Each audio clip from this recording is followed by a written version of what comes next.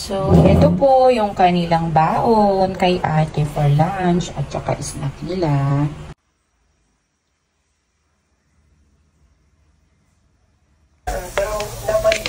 Happy Monday mga idol! Day 5 baon serye. Habang nanonood tayo. Larong way na yung pagkatao ko. Bakit? Hindi naman ako mahina. Para nakapagpapalad ko sa barkada. Ganda. Kaya kailangan ko yung lahat. Para makakuha ko yung mahina pag mahina ka. Hindi ko lang. Hindi naman ako kahit sinihan kapag awa. Tapos kapag English, hindi ako. Yung priority ko lang talaga. Sinama.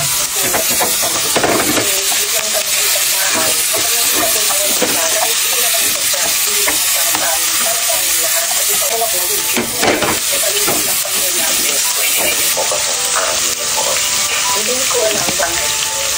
Since sa'yo lahat. Oo. Tinig ka ba sa kaya dadandahin ko na lang alisin doon. Tapos pag-okay na, hindi ko na pagpilitan man. Kasi kaya ako dahil yung isang taong tumulong sa akin para makipag yung pangarap ko. Nandiyan ay faith. Kaya yung pangarap ko kaya hindi na ko ako sila. So, kaya naman ganun din ang pagtanaw mo ng... Ang gusto niya siya na lang kunin kong PA. Joke! Kasi ko naman ng mga 6-7 naglakait na live. Dati yung ginagawa ko, nag-iwas ako, nagwawalis lang ang mag-live. Parang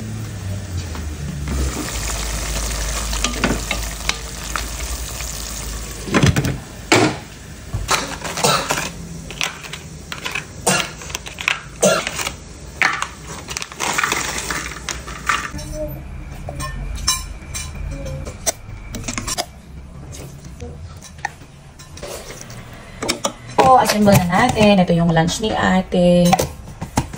Yung ulam niya. So, it's rice. And of course, spoon and fork. Yung snack. Pear at saka apple.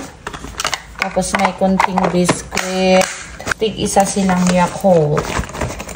Ibunso. Ito. Biscuit and at saka Yakult, spoon and fork. So, since yung baon nila is fruits, maglalagay ako ng ice para at least pagkainin nila ay malamig. Tapos ito din kay Bunso, lagay ko dito.